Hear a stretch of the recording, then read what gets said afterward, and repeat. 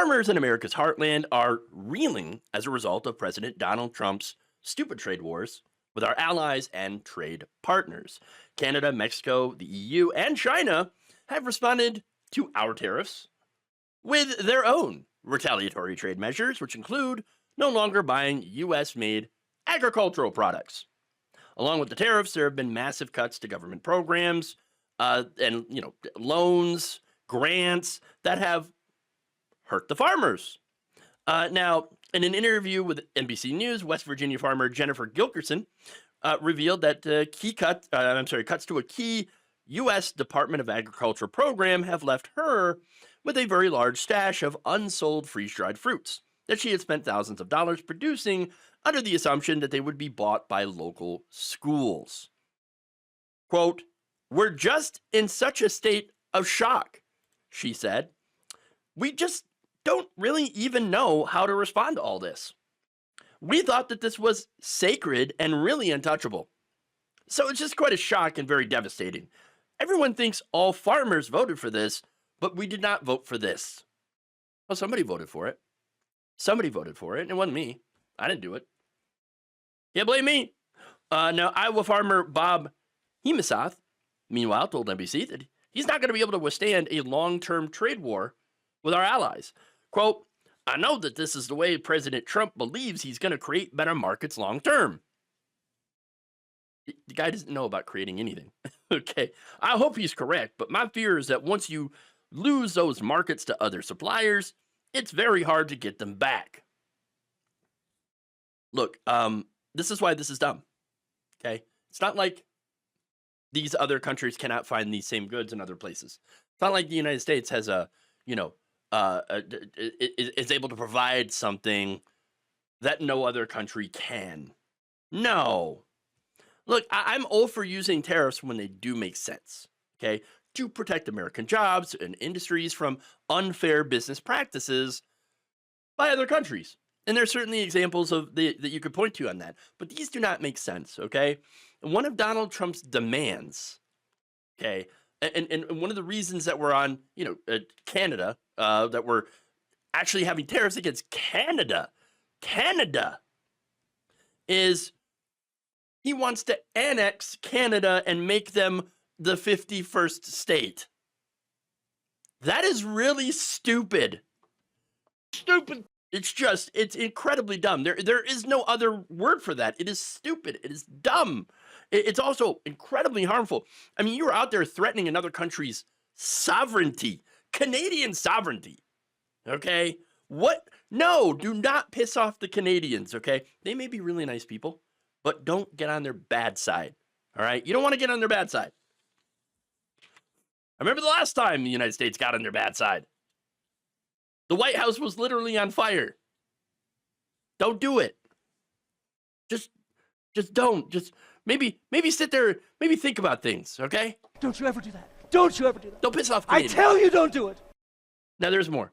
Chuck Connor, head of the National Council of Farmer Cooperatives, told NBC that the nations being targeted by Trump with tariffs have responded by targeting our quote-unquote soft underbelly, which he said were our food exports.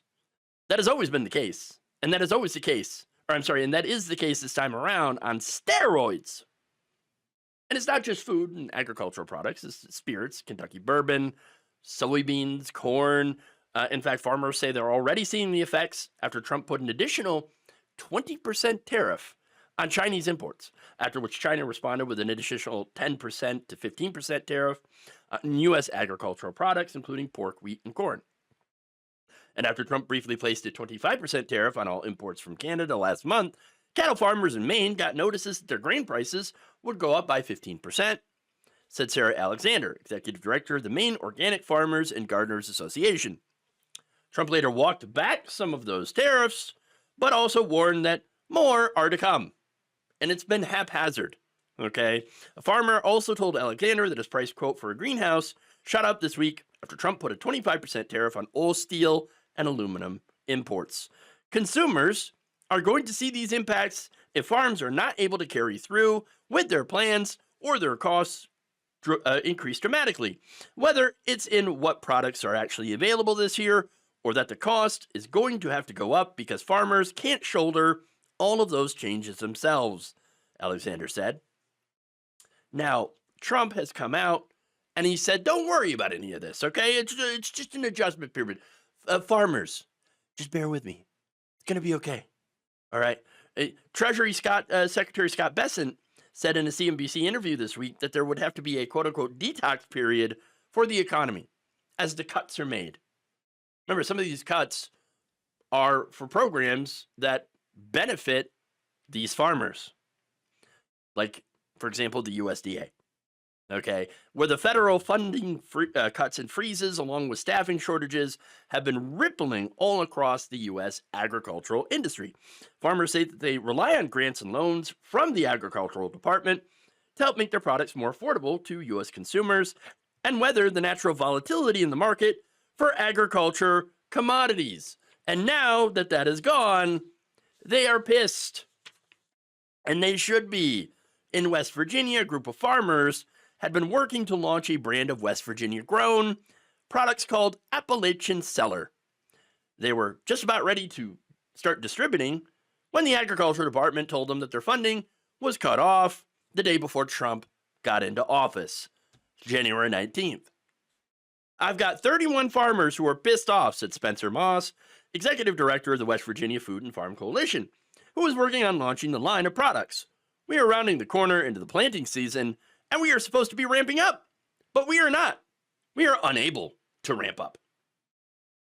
Not only will the group not be getting funding going forward for the expenses that it had coming up, but it is unclear whether it will be reimbursed at all, as planned, for $100,000 in expenses related to the grant that it had already paid for, Moss said. This is the economy of rural America. West Virginia is a wholly rural state, and so developing this agricultural economy in the state is extremely important.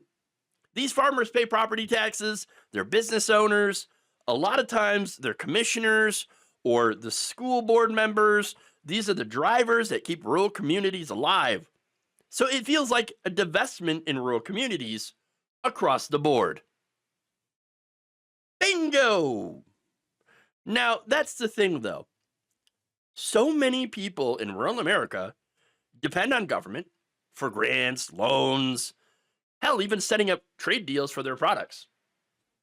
And yet, those same people, ironically, hate the government and vote against it. I know, it's crazy, right? Now, these people actually got what they voted for.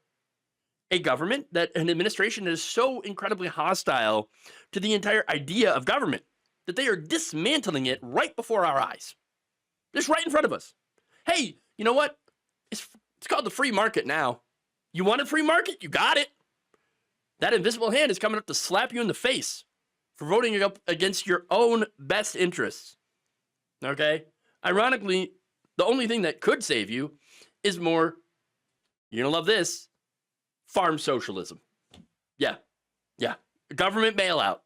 Just like what happened during the first Trump administration, where the government literally bailed out the farmers.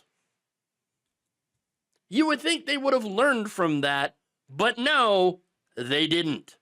They once again voted for a man to come in and wreck the government even more.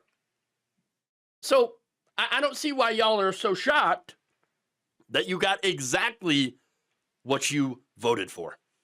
Thank you for watching. If you enjoyed this video, please like, share, subscribe, hit the bell icon in order to get notified whenever a new video is released. And if you want to support independent, progressive media through this difficult time where it seems like everybody is shutting down, you can become a member on our YouTube page, you can become a subscriber on Facebook, or you can go to my Patreon. It's patreon.com/Jeff Waldorf. Thank you.